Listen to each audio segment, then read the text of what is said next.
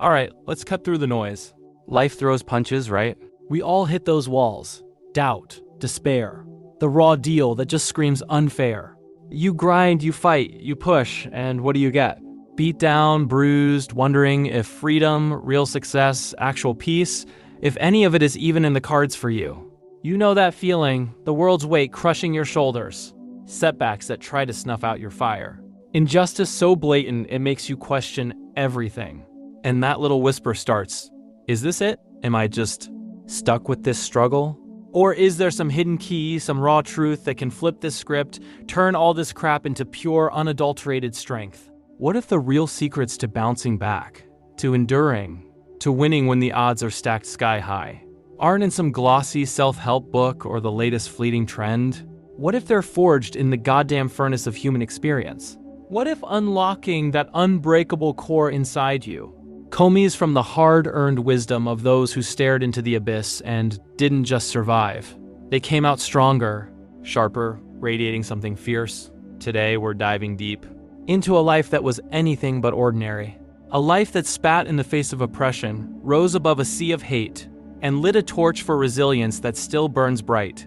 We're talking about Nelson Rolihlahla Mandela, a name synonymous with the raw power of the human spirit to take a beating, forgive the unforgivable, and ultimately, to conquer.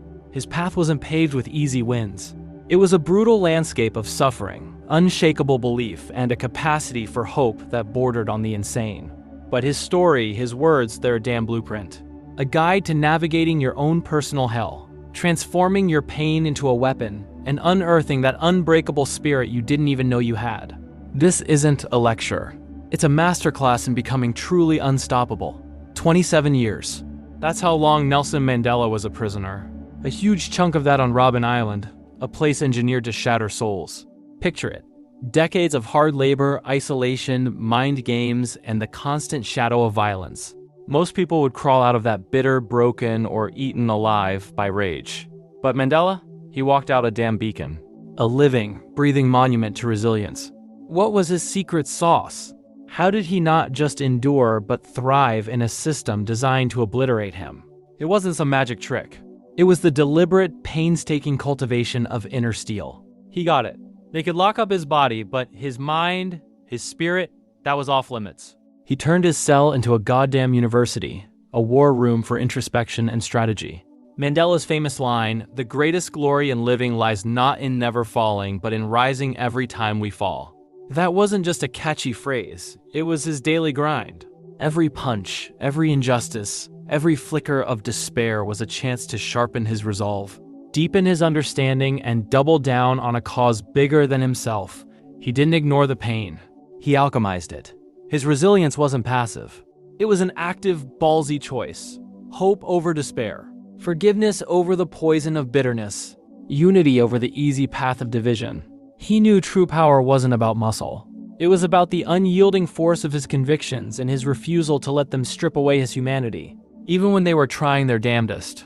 That's lesson number 1 from the fire. Your spirit is unbreakable if you refuse to let it be broken. When he finally walked free, after nearly 3 decades of being unjustly caged, the world held its breath. A man who'd suffered that much, whose people had been systematically brutalized, surely he'd want blood.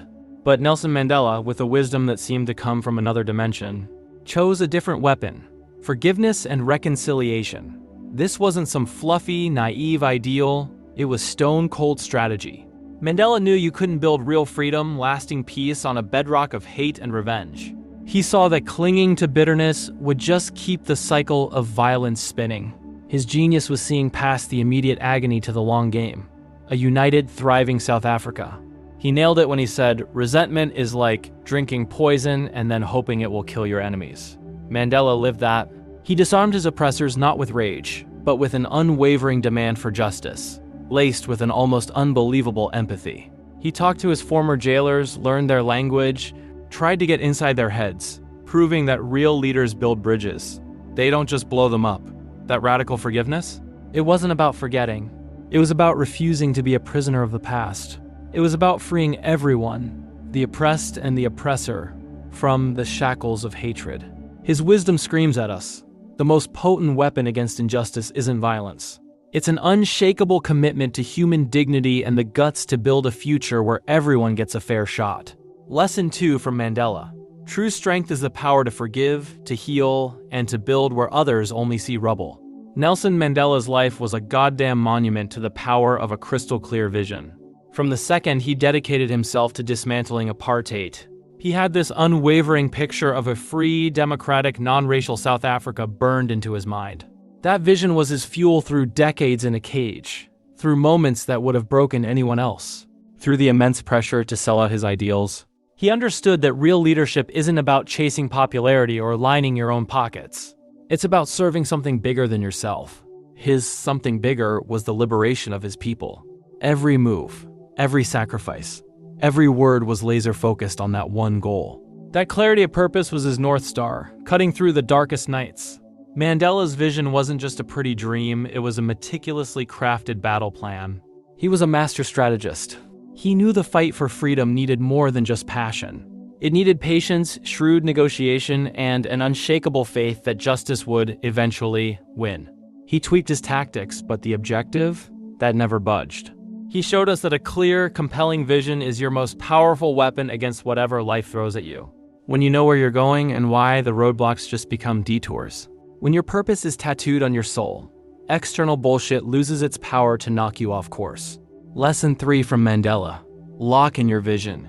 Commit to your purpose, and let that be the relentless force that drags you forward, no matter how long or brutal the journey. So, how do you take this raw, potent wisdom from Nelson Mandela and forge your own unbreakable spirit to face down your own demons? His legacy isn't just feel-good inspiration. It's a practical toolkit for resilience, forgiveness, and hardcore purpose. First, fortify your inner fortress. Carve out time, even if it's just a few minutes, for whatever connects you to something deeper. Meditation, prayer, just quiet goddamn contemplation. Or getting out into nature. It's about creating that mental space for clarity, for your gut instinct, for a sense of peace to actually surface. You feed your body, right? You gotta feed your spirit with stillness and reflection. This isn't a luxury. It's a goddamn necessity if you want to build something that lasts. Second, master strategic forgiveness. This isn't about letting people walk all over you or pretending wrongs didn't happen. It's about cutting loose the dead weight of bitterness and resentment that's only poisoning you. Forgiveness, Mandela style, is a powerful act of self-liberation. It frees you up to move on, to heal, and to point your energy at building something, not just fuming.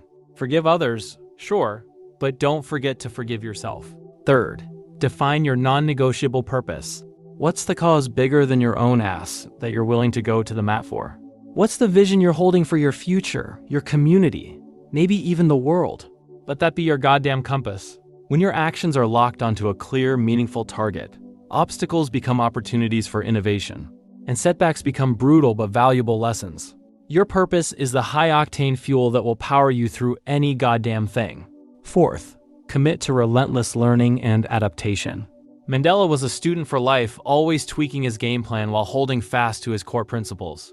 In this crazy, fast-changing world, your ability to learn, unlearn, and relearn is everything.